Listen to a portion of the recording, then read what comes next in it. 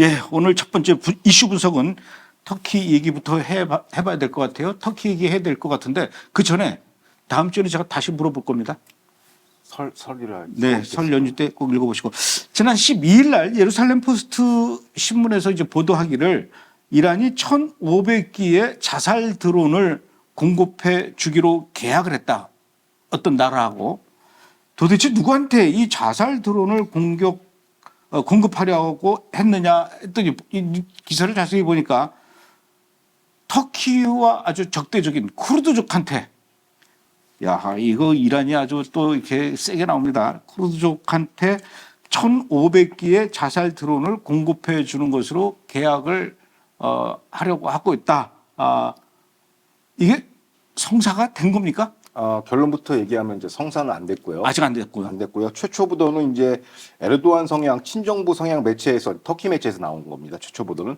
그 내용이 뭐냐면 이라크의 모처에서 이란이 쿠르드족 정파인 PKK와 YPG에 1,500개의 자살 폭탄 드론을 공급 계약을 맺었다고 해요. 근데 원래는 최초에는 그 쿠르드계 그 테러 세력인 PKK와 YPG는 2,000기를 요구했어요. 근데 지금 물량 부족으로 1,500기밖에 공급 못하겠다 해서 계약만 한 상태인데 이제 형사는 안 됐고요.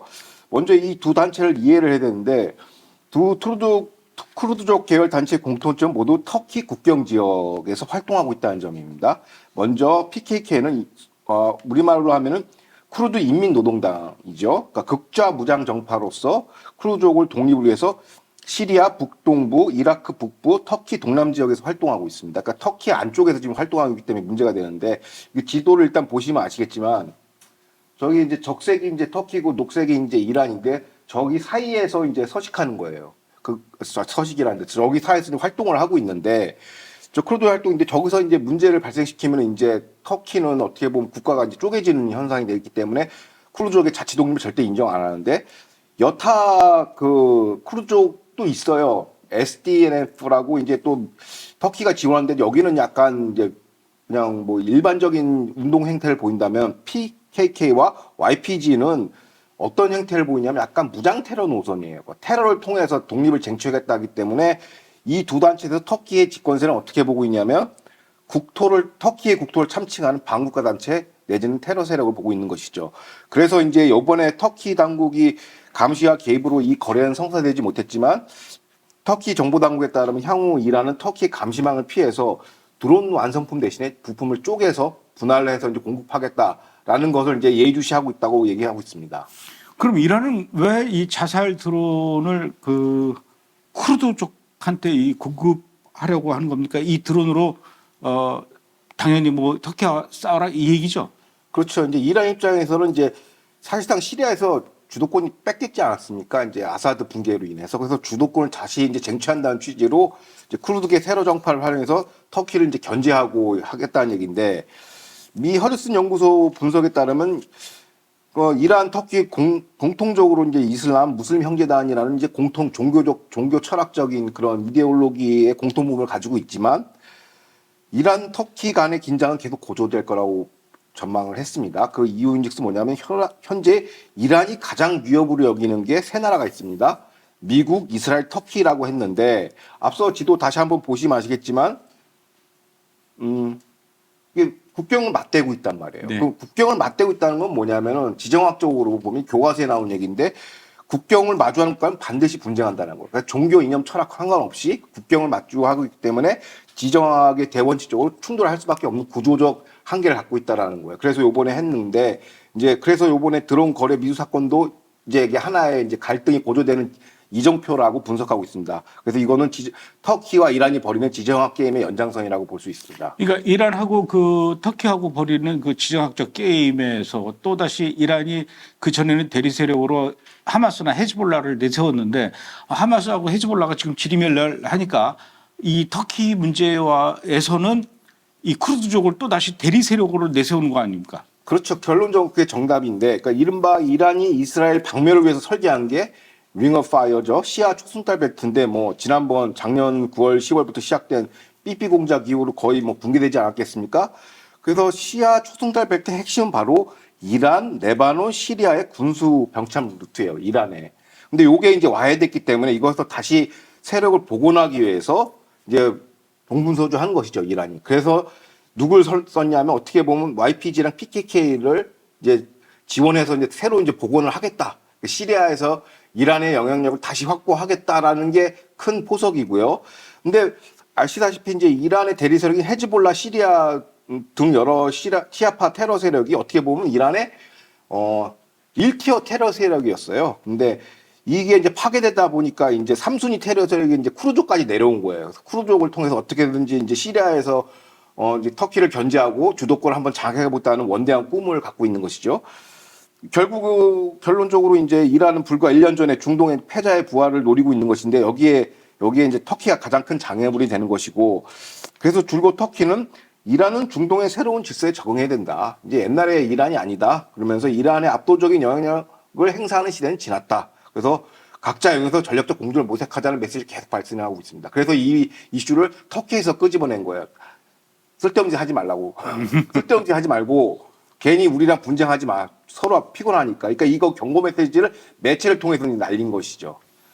그런데 그 터키의 에르도안 대통령은 지난 15일 날 1월 15일 날 이스라엘하고 하마스하고 이제 휴전 협정에 합의하고 19일 날 이제 휴전이 발효되는 이런 상황을 놓고 이야기할 때 에르도안 대통령은 이 휴전을 두고 이것은 분명히 하마스의 위대한 승리다 이렇게 얘기할 정도로 사실은 이 터키의 에르도안 대통령하고 이스라엘하고는 별로 이렇게 감정이 안 좋거든요. 그런데 이렇게 이란이 터키와 지금 사이가 또 안 좋게 되면은 이란이라는 그 나라를 두고 터키와 이스라엘은 이란을 두고 공동의 적이란 말이에요. 터키도 그렇고 이제 이스라엘도 그렇고. 그러면 이쯤 되면 이제 터키하고 이스라엘하고 좀 사이도 좋아야 되는 거 아닙니까? 그러니까 말씀하신 게 이 지정학 3차 방정식 어떻게 풀 거냐, 이스라엘, 이란, 터키의 관계를. 그런데 뭐 다시 한번 정리를 드리자면 여전히 터키는 이스라엘의 말폭탄, 반유대주의 발언, 막 학살, 뭐 이게 이게 던지고 있고, 그 다음에 또 이스라엘 보고 골란고원을 포기해라. 그러면서 시리아 남부에서 철거해라. 얘기해요. 그래서 여기에 대해서 이스라엘 역시 터키의 에르도안 대통령의 발언은 절대적으로 거부한다라고 하면서 시리아 국경 내 16km 점령 및 60km 반경에서 감시 정찰 것 작정 반경을 우리가 확보하고 절대 포기하지 않겠다고 선을 긋고 있습니다. 그래서 오히려 터키 영내에서 제국주의 행태를 보이고 있다면서 서로 이게 공격을 하고 있어요. 말로 주고받는 것이죠. 근데 재밌는 게 뭐냐면 양국, 특히 터키하고 이스라엘 모두 지능적인 이제 투트랙 경기를 하고 있어요. 먼저 에르도안 표면적으로 뭐 반유대주의, 반이스라엘 말폭탄 늘어났지만 터키의 해외 경제 평화의 의장이 있습니다. 그 올팔 의장이 뭐라고 얘기했냐면 가자 평화가 항구적이라면이라고 단서는 달긴 했지만은 양국이 빨리 무역을 재개해야 된다. 양국이라면 터키하고 이스라엘. 그렇죠. 터키, 이스라엘 빨리 무역을 재개해야 된다고 얘기를 해요. 그러면 이 양국이 무역 관계 어떤가 들여다보니까 지난 90년대부터 자유무역협정 FTA를 체결했고요. 근데 2023년 기준 무역 교역량이 총 69억 달러 정도 되고, 근데 이게 10월 7일 학살 이후로 정지가 됐어요. 그래서 이걸 빨리 지금 재개하자라고 이제 그 어떻게 보면 테크노크라스는 얘기하고 있죠. 에르도안은 이제 이념적인 말폭탄을 하고 그 관료들은 이제 그 무역 재개하자라는 얘기를 하고 있죠. 어떻게 보면 당근책을 제시하는 거예요, 이스라엘한테. 겉으로는 세게 얘기하지만. 그러면 그게 왜 그 터키의 경제 상황도 별로 그렇게 좋지는 않아요. 왜냐하면 그러니까 미국이 러시아를 경제 제재, 금융 제재 하지 않았습니까? 그러다 보니까 러시아 무역 미수금 문제로 지금 약간 골치가 아파요. 터키도. 그래서 빨리 무역을 해서 이거 순환을 시켜야 되는데 이스라엘하고. 근데 반면 이스라엘도 여기에 대해서 조금 겉으로는 세게 나가요. 터키한테. 역시 야 무역 기본 질서도 모르냐. 네가 네 마음대로 끊고 막 다시 하는 게 아니다라고 강력하게 비판을 합니다. 하지만 이스라엘은 굉장히 의미심장한 발언합니다. 터키는 에네미가 아니다. 적성국이 아니다.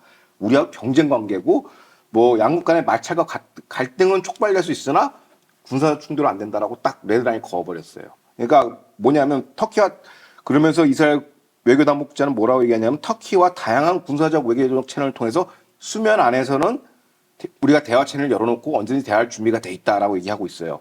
즉 겉으로는 이제 전문가들의 평가는 이렇습니다. 겉으로는 거친 말폭탄 올라가지 주고받고 하지만 수면 아래에서는 냉정한 실리적인 전략적 대화, 이 지정학 게임을 벌이고 있다고 얘기하고 있고, 그리고 이스라엘이 굉장히 대처를 잘하고 있다는 것이에요. 고로 이스라엘은 터키와 직접 대립하기보다는 이란 경제용으로 이제 활용을 해야 된다라는 거죠. 그러니까 이란을 통해서 이제 이스라엘이 터키를 통해서 이란을 견제하고 서로 이게 입장이 맞아떨으니까 감독님의 그 명제가 이제 맞아떨어지는 것이죠. 그래서 그렇게 활용해야 되지 겉으로 나는 거에 현혹되면 안 된다. 왜? 이스라엘하고 터키는 투투하고 진행하고 있기 때문에. 그래서 정확하게 지정학적 게임을 벌이는 것 같아요. 이스라엘은. 국가는 국가 단위대로 상대하고 테러리스트는 테러리스트도 상대하고 그것도 이원화시켜서 하는 행태를 지금 보여주고 있습니다. 터키도 과거에 오스만 제국을 경험하고 운영했던 그런 나라이기 때문에 통이 크고 이스라엘이야 뭐 워낙 역사가 오래된 나라이니까 터키도 그렇고 이스라엘도 그렇고 제가 보기엔 두 나라 다 이 외교의 고수들인 것 같아요. 그렇죠. 그러니까 표면적인 거 보고 막 전쟁 나, 그 전쟁 안 납니다. 그러니까 이게 에르도안은 이스라엘을 향해서 뭐 이것은 하마스의 진정한 승리다 이렇게 얘기하면서도 또 한쪽에서는 우리는 무역해야 된다 이렇게 얘기하고 그렇죠. 이스라엘도 또 역시 투트랙 그렇게 나가고 그렇죠. 이렇게 해야지 제일 바보 같은 외교가 위에서 우리는 세게 나갈 거야 그런다고 해서 밑에 사람들도 다 그냥 세게 나가고 그러면 안 되는 거예요. 그러니까 선수끼리 잘 만난 거죠.